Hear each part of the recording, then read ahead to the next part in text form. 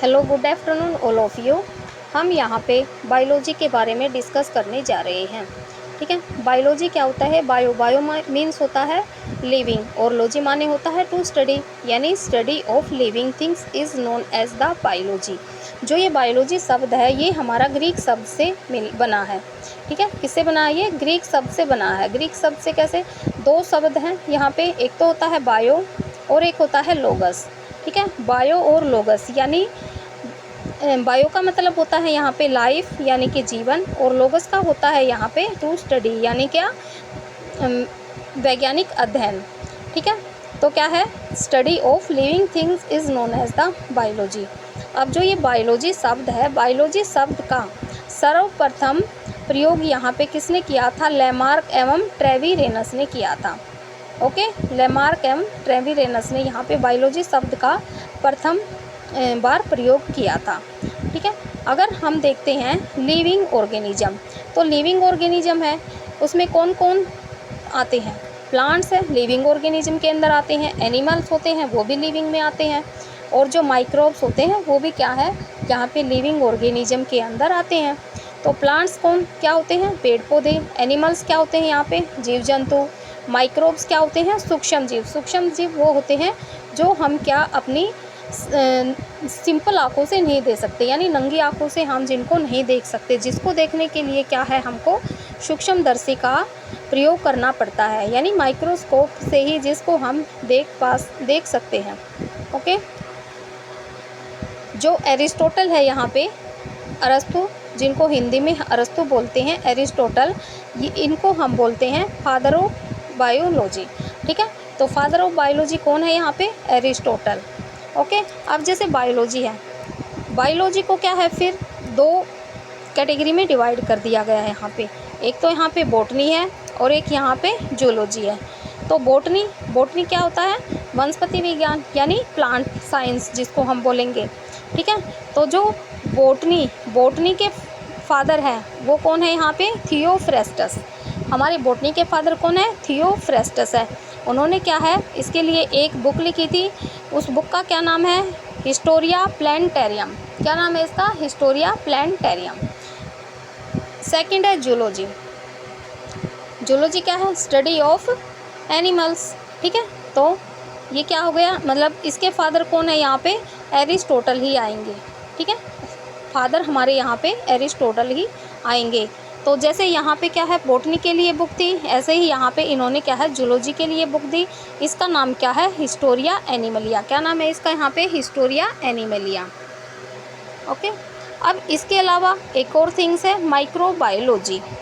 Microbiology, microbes यानी वही सूक्ष्म जीव, बायोलॉजी यानी जो सूक्ष्म जीव है और जो लिविंग है उनके बारे में स्टडी करना। तो हमारे एनवायरनमेंट में ऐसे बहुत सारे सूक्ष्म जीव है, जैसे बैक्टीरिया हो गया, वायरस हो गया, उनके बारे में यहाँ पे हम स्टडी करेंगे। बैक्टीरिया होते हैं उनको जीवाणु बोलते हैं, वायरस होते हैं उनको हम विषाणु बोलते हैं। ठीक है, तो यहाँ पे जो फादर ऑफ माइक्रोबायोलॉजी है वो है एंटोनी वन ल्यूवेनहुक। ठीक है, एंटोनी वन ल्यूवेनहुक है वो क्या है? फादर ऑफ माइक्रोबायोलॉजी है।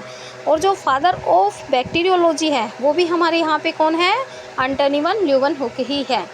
ये वही एंटोनी वन ल्यूवेनहुक है जिन्होंने क्या है लिविंग सेल के बारे में हमें बताया है, यानी लिविंग सेल को इन्होंने ही क्या है पहली बार देखा था। इन्होंने क्या है माइक्रोस्कोप से क्या है, जैसे जो पानी है, पानी को अपने माइक्रोस्कोप से देख रहे थे, तो वहाँ पे उन्होंने छोटे छोटे सूक्ष्म जीव देखे। ठीक है, तो क्या है वहीं से क्या है हमें पता चल गया कि सूक्ष्म जीव होते हैं जो हमारी आंखों से सिंपल दिखाई नहीं दिए जा सकते, और वहीं पे क्या है इन्होंने लिविंग सेल के बारे में पता चला था। ठीक है, तो एक तो क्या है फादर ऑफ माइक्रोबायोलॉजी और एक है father of modern microbiology. Modern microbiology मतलब आधुनिक सूक्ष्म जैविकी। तो जो आधुनिक सूक्ष्म जैविकी है यहाँ पे है हमारे लुईस पाश्चर। ठीक है, कौन है? Louis Pasteur. ये वो लुईस पाश्चर है जिन्होंने क्या है पाश्चराइजेशन की क्या है यहाँ पे एक हमको प्रक्रिया दी है। पाश्चराइजेशन क्या होता है? पाश्चराइजेशन हर जगह यूज हो रहा है आजकल। जैसे जो डेयरी प्रोडक्ट होते हैं, जैसे दूध होता है और जो भी जैसे जूसेस होते हैं, उनको क्या है ख़राब ना हो और उनको क्या है हम स्टोर करके रख पाए, उसके लिए हम पास्चराइजेशन की रिएक्शन करते हैं। उसमें क्या होता है, हमने पहले क्या है उसको 62.8 डिग्री सेंटीग्रेड के सेल्सियस के ऊपर क्या है हम उसको क्या है गर्म करते हैं। ठीक है, मिल्क को 62.8 डिग्री सेल्सियस पे क्या है हमने उसको गर्म किया और फिर हमने उसको क्या है हाफ आवर के लिए यानी आधा घंटे के लिए हम क्या है उसको ठंडा कर देते हैं। ठीक है, और फिर उसको क्या है हम अपने फ्रिज में स्टोर करके रख देते हैं। यही प्रक्रिया होती है पास्चराइजेशन की प्रक्रिया।